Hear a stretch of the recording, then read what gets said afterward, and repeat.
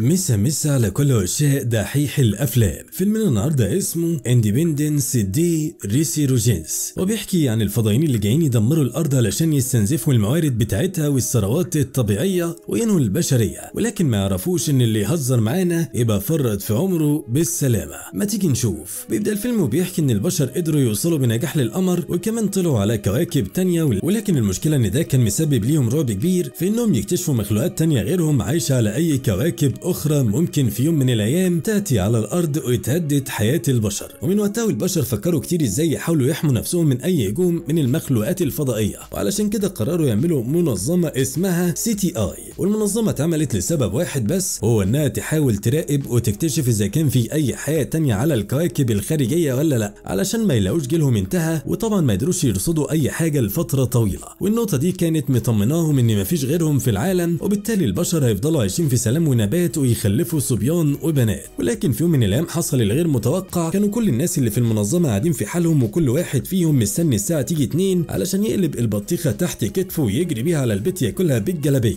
وقتها رصدوا ترددات غريبه ومختلفه جايه لهم من مكان بعيد جدا، وان المكان كله في المنظمه حاله اتشقلب وكله بقى يجري شمال ويمين، والراجل ابو كرش راح يجري على البطيخه علشان يامن طراوه الصيف. ومع الوقت المسؤول الصغير بلغ الاكبر منه والاكبر بلغ الاكبر لحد ما وصلوا للقيادات العليا في البلد، والموضوع اتقلب وشقلب حال البلد، وكلهم قعدوا مع بعض يفكروا هيعملوا ايه، لان في كائن غريب غير معلوم المصدر بيقرب من الارض وده ممكن يعمل تهديد كبير ليها، وكانوا بياخدوا كل تدابيرهم علشان يامنوا الكوكب. وقتها ناس قالوا يمكن ده نيزك ومش كائنات فضائيه ولا حاجه، وكله بدا يطمن شويه لما حسوا ان مفيش هجوم او قنابل اترمت عليهم. ولكن مع الوقت والجسم كان بيقرب اكتشفوا ان سرعته بتقل كل ما اقترب من الارض، وده معناه يا معلم انها كائنات فضائيه جايين يشلوحونا. وفي الوقت ده ظهر ليها جسم كبير جدا قريب من الارض، ولكن فجاه الجسم الكبير ده بدا يتفكك من تلقاء نفسه وبدا يتجزئ وبقى عباره عن اجسام كبيره جدا، وفجاه نزلت كلها على الارض. والسفينه الرئيسيه الكبيره كانت لسه في الفضاء فوق ما نزلتش معاهم، بعتت مجرد عيالها يخلصوا الليل علشان ينزلوا هم على نظافه يلموا كل الثروات الطبيعيه.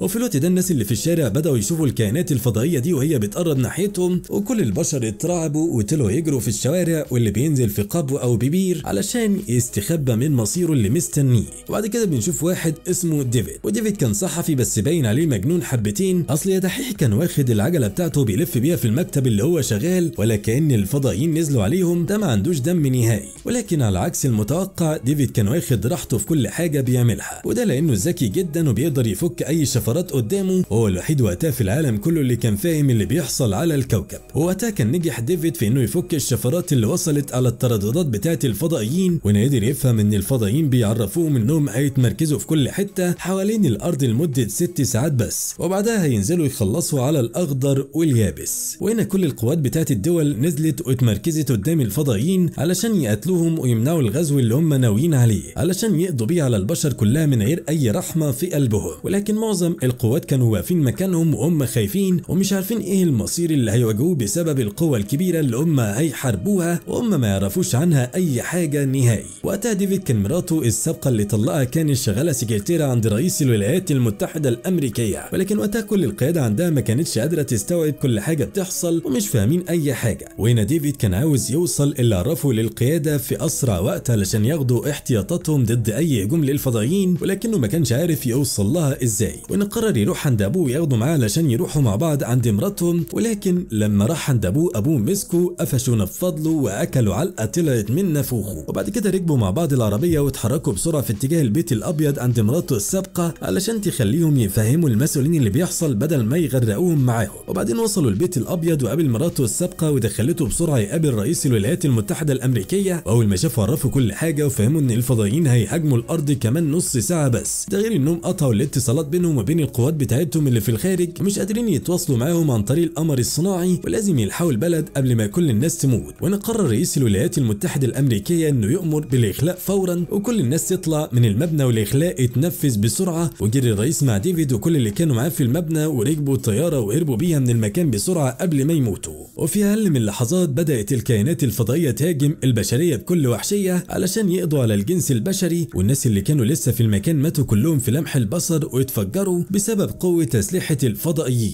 ولكن وقتها كان نجح الرئيس وديفيد في انهم يهربوا بباقي الناس اللي معاهم من المكان بسرعه قبل ما يتفجروا ويموتوا مع اللي مات. وفي لحظات بسيطة بس كانت الأرض كلها اتدمر منها عدد كبير من المدن بسبب هجوم الفضائيين، وكانوا كلهم بيقتلوا في البشر زي ما يكونوا بيلعبوا ببجي مع بعض، وكان لازم وقتها يكون في تدخل من جانب البشر علشان يحاولوا يحافظوا على حياة اللي لسه عايش منهم. ولكن الموضوع كان صعب وسط الآلات الكبيرة والمتطورة من الفضائيين، وانطلق البشر بالطيارات والأسلحة علشان يوقفوا هجوم الفضائيين، وخرج عدد كبير من الطيارات العسكرية علشان يدمروا المركبة الفضائية بتاعة الفضائيين. ولكن وقتها اتصدموا لما شافوا ان في درع واقي موجود قدام سفينة الفضائيين ومانع اي قنابل او رصاص يوصل للمركبة، وبالتالي موضوع تدمير المركبة بقى صعب جدا. والفضائيين لما شافوا الطيارات بتاعة البشر فهم كمان قرروا يهاجموا البشر بالطيارات بتاعتهم، وقامت بينهم مجزرة كبيرة للبشر وكان الخاسر فيها لحد دلوقتي هم البشر. هل من ريمونتادا؟ سنرى معا يا دحيح. وقتها كان في واحد من البشر اسمه ستيفن، والستيفن ده كان طيار شرس عنيد مقاتل زي ما الكتاب ما بيقول، وقدر ستيفن انه ينجح في تدمير عدد كبير من الطيارات الصغيرة اللي خرجت من المركبة الام، وقدر يتعامل معاه بذكاء شديد، وكان كل هدفه هو تدمير المركبات الصغيرة. ولكن الخازوق اللي لبسوه ان حتى الطيارات بتاعت الفضائيين كان فيها درع واقي بيمنع اي سلاح انه يوصل للمركبة، وبالتالي ما كانوش قادرين يعملوا معاها اي حاجة، وكل الطيارين ماتوا ما عدا ستيفن بس اللي فضل عايش بعد ما قدر ينجح في الهروب منهم بعجوبة كبيرة قوي، وكان بيحاول يفكر في حل ولكن مفيش حاجة نافعة معاهم. وفي الوقت ده القوات الفضائية زادت شراسة وقوة، وبدأوا يهاجموا كل القواعد العسكرية الخاصة بالجيش بدون رحمة، وقتلوا عدد كبير جدا من الجنود، والموضوع كان صعب ورخم عليهم كلهم، ومحدش عارف يوقف ازاي الطيارات دي. فينك يا عم ديفيد، ولا انت خجول في المواقف دي؟ ولكن ستيفن في الوقت ده كان في طيارة لسه بتطارده علشان تقتله ويتخلص عليه، وهو عمال يدخل بين الجبال والصخور لحد ما قدر انه يلوشها ووقعت في الصحراء، وان نزل وفتح الباب بسرعة واتفاجئ بواحد من الفضائيين موجود في المركبة الفضائية ومصاب، وفضل يضرب فيه لحد ما خلاه عاجز عن الحركة، وبعدها لفوا في الباراشوت بتاعه علشان ياخدوا على القاعدة العسكرية بتاعته ويحللوه ويدرسوه يمكن يلاقوا ليهم اي نقطة ضعف يقضوا بيها عليهم. وفي الوقت ده كان في خناقة كبيرة جدا بتدور بين رئيس الولايات المتحدة واللي معاه وبين رئيس القوات الحربية اللي كان عاوز الرئيس يوافق على ضرب الكائنات الفضائية بالنووي، لانه كان شايف ان ده الحل الاخير ليهم قبل ما يتم القضاء عليهم. ولكن طبعا الموضوع كان اتقابل بالرفض من كل الموجودين، وقامت خناقة كبيرة جدا بينهم، والسبب طبعا كان ان النووي ممكن يدمر امريكا كلها وما يتبقاش منها بصلة. وفي الوقت ده قعدوا مع بعض وجمعوا تركيزهم وقدروا يفتكروا ان في مؤسسة عندهم بتعمل تجارب على الفضائيين واي كائنات غريبة، وراحوا هناك يمكن يلاقوا حل. ولما راحوا هناك اكتشفوا ان المنظمة دي قدرت تقبض على مركبة من المركبيات الفضائية من حوالي 40 سنة، وفضلوا سنين كتيرة بيدرسوا فيها من غير ما حد يعرف عنها حاجة، حتى الرئيس نفسه ما كانش يعرف. ونتكلم المسؤول عن المنظمة وعرف الرئيس انهم بقالهم سنين كتيرة بيدرسوا السفينة دي من ساعة ما وقعت تحت ايديهم، وقدروا يعرفوا فيها حاجات كتيرة جدا. وكمل كلامه وعرفهم كمان ان المركبة دي كان فيها 3 فضائيين وهم مسيطرين عليهم دلوقتي، وانهم حاربوا الارض بسبب انهم عاوزين الارض لانهم بيتنفذوا اكسجين زينا وبيحتاجوا كل اللي احنا بنحتاجه. وبعد كده الرئيس طلب من ديفيد يدخل جوه المركبة الفضائية مع المسؤول، يمكن يلاقي حل او حاجة يقدروا من خلالها في تدمير الفضائيين، وده طبعا بسبب ان ديفيد ذكي جدا غير اي حد موجود.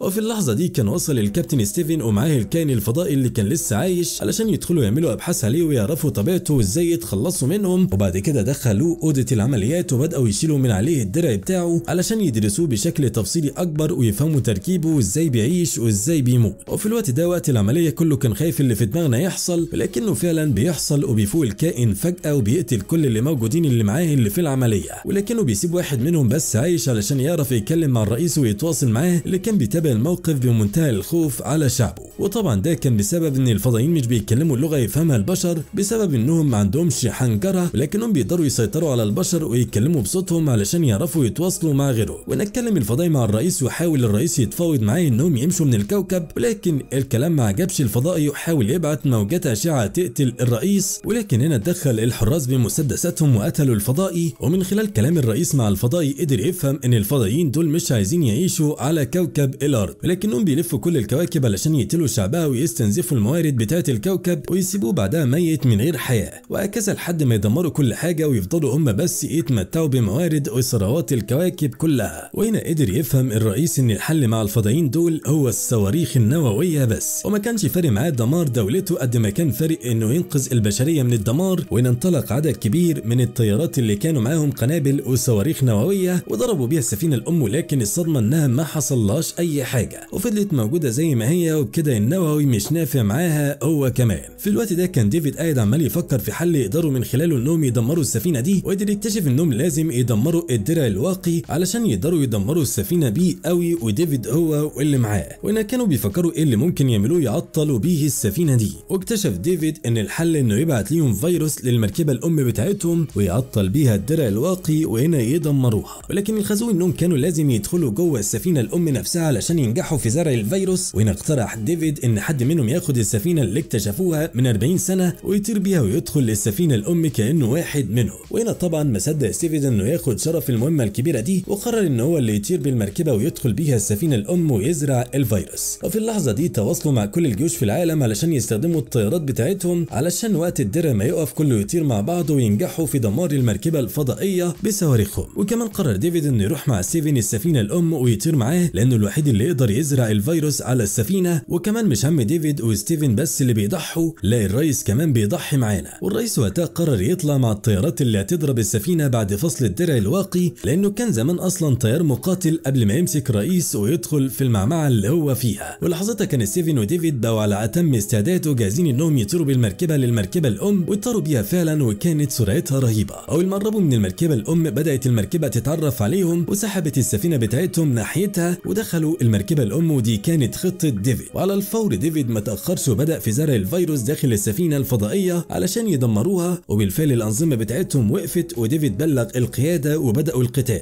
انطلقت هنا كل الطيارات في اتجاه واحد مع بعض ناحيه المركبه الام علشان يقضوا عليها، وضربوها كلهم بالصواريخ اللي قدرت فعلا انها تجتاز الدرع الواقي بعد ما تعطلوا واصطدمت في المركبه الام وبدا الدمار. والطيارين اتحمسوا وكله بقى يضرب بكل قوته، والامل رجع ليهم من تاني انهم يقدروا يطردوا الفضائيين من كوكبهم بعد ما وصلوا عليه علشان يدمروه. وبعد كده حاول ديفيد وستيفن انهم يسيبوا السفينه اللي هم فيها علشان يرجعوا تاني بسفينتهم للارض، ولكن الخازوق ان سفينتهم ما كانتش شغاله ولازم ياخدوا الامر من السفينه الام الاول. وتحت كان في مدعكه شغاله بين القوات الجويه وبين مركبات الفضائيين، وكانوا بيحاربوا عدد كبير منهم، والحرب كانت اشد من النار على الجمر وكله بيشوط في التاني. ولكن هنا جه خازوق ما بقتش عد من كتر الخوازيق. المهم الخازوق الجديد كان ان الصواريخ بتاعت البشر كلها خلصت ومش لاقيين رصاصه حتى يضربوها على الفضائيين. والخازوق الاكبر بقى اللي طلع من نافوخهم كان ان السفينه الام الكبيره قررت في الوقت ده انها تضرب المقاطعه 51 كلها باقوى سلاح عندها وهتدمرها كلها. ودي المقاطعه اللي فيها القياده حاليا وبتدير مركز العمليات. وان ما كانش فيه حل غير ان واحد من الطيارين لازم يضرب بصاروخ السلاح بتاع الفضائيين علشان يدمرها كلها. ولكن المشكله ان ما حدش كان معاهم اي صاروخ، ولكن هنا ظهر طيار من وسطهم كان معاه اخر صاروخ سايبه اللي ساعد زنقه. وهنا راح ناحيه السفينه علشان يضرب الصاروخ، ولكن المخرج كان عاوز يشلنا والصاروخ علق في الكابينه بتاعته وما كانش عاوز يخرج. وهنا الجندي الطيار اللي كان معاه الصاروخ ده قرر يطير بطيارته باقصى سرعه ليها ناحيه سلاح السفينه الام وفجر نفسه معاها. وهنا السلاح دمر السفينه الام وبدات كلها تولع. والفرحه وقتها كانت في المقاطعه 51 والصياح والشياط عند الفضائيين. وفي الوقت ده تواصلت القياده الامريكيه مع باقي قيادات جيوش العالم، عرفوهم الطريقه اللي يقدروا من خلالها انهم يدمروا كل السفن اللي نزلت عندهم. وفي الوقت ده احنا نسينا ستيفن وديفيد والاتنين كانوا جوه السفينه مش عارفين يخرجوا منها. وهنا قرروا يضربوا اخر صاروخ نووي معاهم السفينه الام من جوه علشان يدمروها بشكل كامل بعد ما عرفوا انهم هيموتوا ولا مفر من العيش. وهنا ستيفن وديفيد ولعوا اخر سجاره في حياتهم قبل ما يموتوا. ولكن الفرحه جايه عزيزي الدحيح، لما السفن اتضربت بالنووي فالسفينه الام فقدت السيطره على كل حاجه. وان سفينه ستيفن وديفيد اتحررت وبقت جاهزه انهم يطيروا بيها، وستيفن طار بيها بسرعه وقدر يخرج من خرم ابره من السفينه الام قبل ما تتدمر السفينه بشكل كامل. وبعد كده الرئيس وباقي الطيارين اللي كانوا معاه نزلوا على الارض وهم فرحانين بالانجاز الكبير اللي حققوه بعد ما انجوا الفضائيين وهزموهم هزيمه ساحقه، وكله كان بيحتفل معاهم. وبعد كده القياده لقطت اشاره من ديفيد وستيفن وعرفوا ان طيارتهم نزلت على الارض، وبلغوا الرئيس بالخبر اللي كان سعيد جدا بسببه. وان اتحرك الرئيس بسرعه مع فريق معاه علشان يطمنوا على ستيفن وديفيد. لما شافهم عايشين فرح جدا وكان فخور بانهم قدروا ينجحوا في المهمه بتاعتهم وتصدوا للعدو. وبعد كده الرئيس سلم عليهم وعرفهم انهم من اشجع رجال الجيش. اي نعم ديفيد صحفي ولكنه قال كده عليه بيرفع من معنوياته بقى. ووقتها مرات ديفيد السابقه كانت رضيت عنه وقررت ترجع له من تاني علشان يرجعوا مع بعض ايام الشقاوه بتاعت زمان اللي محدش غيرهم قدر يوصل لخوازيق زيها. وبيخلص هنا الفيلم. تفتكر عزيزي الدحيح لو حصلت حرب بين البشر والفضائيين انت هتعمل ايه وقتها؟ تطلع تحارب معاهم ولا تقول ما يولعوا المهم مزاجي؟ بص خد اقول لك مفيش فضائيين اصلا. كمل الشاي بتاعك وانقل على الملخص التاني اللي بعده. قناتنا مليانه ملخصات هتروقك.